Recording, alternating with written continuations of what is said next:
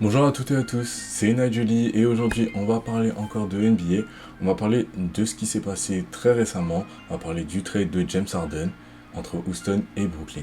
Du coup, par rapport à cette vidéo là, on va pouvoir voir pourquoi James Harden a voulu partir de Houston et moi de ce que j'en pense déjà par rapport à ce trade et si c'était une bonne décision pour James Harden. Comme on a pu le voir, James Harden a été un joueur d'élite et il a été très performant, il a été un des meilleurs attaquants de la ligue. Il a été même MVP en 2017 et en 2018. Donc pour lui, comme on peut se dire qu'il a vraiment tout accompli, c'est un peu logique qu'il veuille partir et se dire ouais, je vais chercher un titre autre part. Point positif, c'est que James Harden a déjà joué avec Kevin Durant à OKC, donc ils ont déjà leur petite connexion.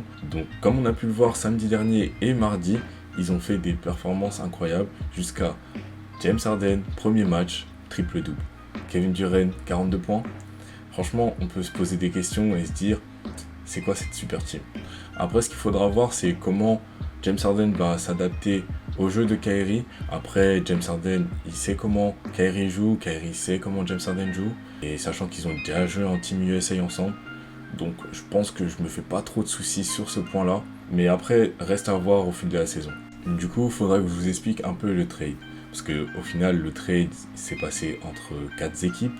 Il y a Houston, Brooklyn, les Pacers et les Cavaliers. Du coup, Houston récupère Oladipo, Kurucs, Exum, 3 first pick de draft de Brooklyn, un first pick de draft de Milwaukee et 4 swaps de draft de Brooklyn. Ensuite, les Pacers récupèrent Caris LeVert et un deuxième tour de draft à la suite. Du coup, pour finir, les Cavaliers récupèrent Taurean Prince et Jarrett Allen. Du coup, maintenant, je vais vous donner mon avis par rapport à ce trade, qui est sorti vainqueur de ce trade et qui a au final fait des très mauvais choix. Du coup, on va commencer avec Houston.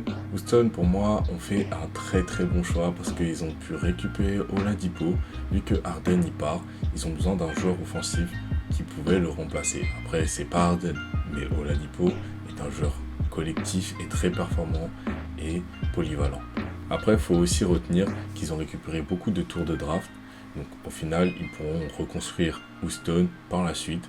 Donc leur avenir est au moins sécurisé. Du coup, maintenant, j'ai envie de parler des Indiana Pacers qui ont pu récupérer Caris LeVert et un deuxième tour de draft.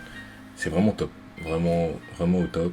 Après, le souci, c'est que Caris LeVert, il arrive avec une tumeur au niveau du rein. Donc franchement, j'espère qu'il va se rétablir assez vite, qu'ils vont pouvoir régler ce souci très rapidement. Mais en tout cas, pour l'avenir de Indiana Pacers, Caris LeVert, c'est une super nouvelle pour eux. Maintenant, passons au cas des Cavaliers qui ont fait, pour moi, un choix assez étrange de récupérer Jarrett Allen. Je sais pas pourquoi ils l'ont récupéré alors qu'ils ont déjà 2 pivots, donc là maintenant ça leur en fait 3. Même si Jarrett Allen est très jeune et très performant, ils peuvent le faire jouer en ailier fort peut-être, mais pour moi ça a été un mauvais choix. Après, Taurean Prince, il s'est shooté, il est effectif en poste 4 et il peut jouer 3.